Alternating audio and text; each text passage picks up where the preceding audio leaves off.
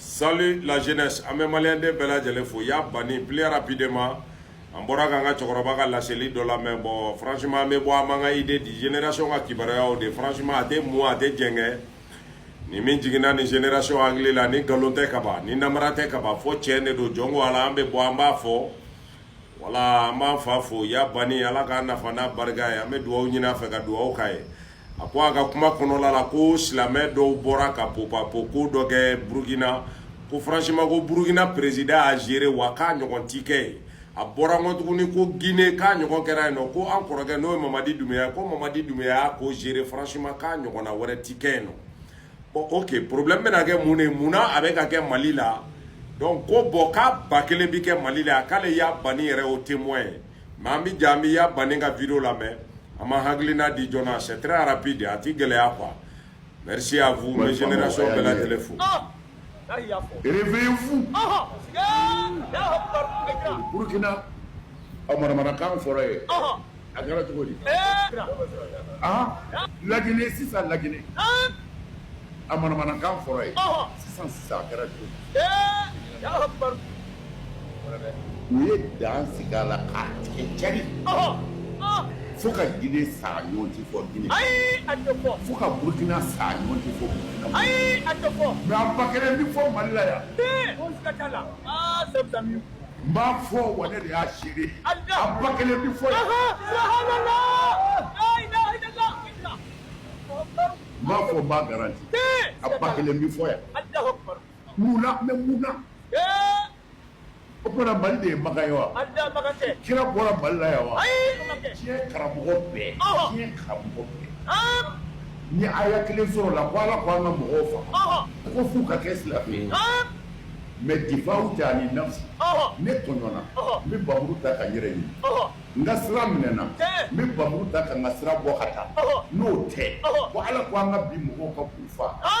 N b'a ɲini diɲɛ karamɔgɔ bɛɛ fɛ u ka n dɛmɛ ka aya kelen di yan n bɛ bɔ silamɛya la ni kuranɛ.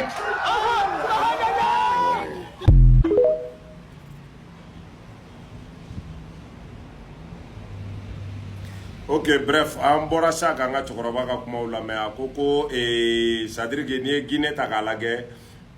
silamɛw bɔra ka popapoko dɔw kɛ nɔ sa ko Burkina président o géré Guinée président a ta géré mais c'est que an ka cɛkɔrɔba ma se ka min faamu an bɛ kuma in mun dɔɔni k'a pari k'a dilan an b'a d'a ma franchement a bɛ kɛ dans le pire respect mais ya bani e tɛ Burkina o de y'a to Burkina i bɛ sera k'a kɛ nin cogoya la quoi c'est-à-dire ya bani e tɛ Guinée o de y'a to Guinée président sera ka ko in gérer nin cogoya la c'est-à-dire ya bani ne bolo ngo e de bani bɔra k'a ɲini an ka président jamana ɲɛmɔgɔw fɛ ko k'i kɔrɔkɛ to i kɔrɔkɛ ka don i kɔrɔkɛ min ye guerre déclenché n'a faso ye franchement a bɛ ligne rouge kan et puis djihadiste don terroriste don ni o ye Muhammadu Diko ye e ko k'o to yen k'o ka don min taara groupe créé faso kɔfɛ ko f'a kana faso dafiri min taara fara jɛkulu ka jɛkulu minnu t'a faso ka ɲɛtaga fɛ min ye guerre déclenché avec son propre état ya bani e de bɔra k'a fɔ yan nɔ ko ɲɛmɔgɔw k'o to yen o ka don bon a donni kama an bɔra an y'an hakilina fɔ mais i b'a dɔn Mali hakilina fɔ tɔ kɛra problème ye min ye c'est-à-dire que e bɛ kuma mais au lieu que i ka kuma ka ta k'a lajɛ non kanukɛlaw b'u ka kanu de ta fɔlɔ u b'o placer tiɲɛ ye ka kuma ye wa nkalon don wa mɔgɔ si ka sira t'o la o ya bani kelen de bɔra k'a fɔ ala ma mɛn ko wagabiya denmisɛnnin minnu minɛlen don k'u datugu kaso la Asimi Goyita fɛ k'a k'u bila ya bani zamzamiyu bon o ya bani kelen mago jɔra solution na bi parce que a ye Burkina exemple min yira frappant don Guinée exemple min yira frappant don bon ale yɛrɛ b'a laɲini o ɲɔgɔn ka kɛ Mali la parce que n'i y'a ta k'a lajɛ anw ka diinɛ kɔnɔla la bɛɛ ni Alahu Taala cɛ i bɛ kuma dɔw mɛn yan n'i bɛ diɲɛ bɛɛ ci i t'a mɛn hali Ala yɛrɛ ma sɔn a kuma dɔw ma parce que Ala y'o fɔ n'i ye diinɛ ta i bɛ wagati ta mais n'i ye diinɛ ta ka wagati bila i bɛ fili mais ya bani anw ka jugement bɛ ka kɛ ni arabuw ka kiiri de ye yan bi n ko de kama waati dɔ la ne ko n k'aw ka tiɲɛ fɔ a ye n'an bɛ to a kɔnɔ ou bien n'an tɛ to a kɔnɔ bon maintenant anw jigi bɛ bani min yɛrɛ ka belebelew la belebele président taara ale de sigi k'a fɔ a ɲɛna vis-à-vis ko ni i ko k'i bɛ bɔ k'i bɛ kɛlɛ kɛ ko mɔgɔ groupe dɔw fana de bɛ wuli ko ka n'a f'i ɲɛna franchement k'i ka sabali bon ya bani mais franchement a dɔnnen don k'e don ali ngane anyuma do mais est-ce que faso jodwa mais e bani kele anga chokoroba ale de bora ngotuguni bi ka fo ka bakelembe fo Mali kono ko ale ba témoin bon na bakelembe fo Mali kono ya bani John Nodo John Nodo c'est ça parce que franchement anga tien fo ça anga bo émotion ni yere la jarabi fu ni yere la ko kono quoi ne be ni fait de génération ika donc a fo ko joto ko te Mali la quoi beni Allah taala ja kibara taala sadi Mali de jamana ya abe jo abe ci mais billahi taalahi asimi malien de be ya farima an ya farima ala ka shidi maka barka dima ala ki ni I kabla ni bono I kanumba ala ka be nyuma boni kola sinon beni Allah taala ja joto ko te Mali la mais imaginez ni ala gidi de mangai ale min dusukun kan angani ya kan deretege mogoni finka nyana tigi joba la wa jota la wa o kiriti se ka bo ale be bo abe deli ke aba foko no ko franchement kay ya fa karsama wale re donne do no de wasadi o ale ka plan di ale re bi fenkele mi nyedo o négociation de quel que soit ibe fait ale be négociation de ki to la quoi sinon mon frère digo e batra girininda haidara ka malila ne bora ko fonga vidéo de là ngo en 2000 combien digo de nanani 2007 je me rappelle Pablo Kado Bamako kona digo de nanana beni ala ta a émission je me rappelle bien ou sigile me émission na temi me ka goronto o de digo yi u boro la afara ko ka silame u boko ka ta 26 mars fa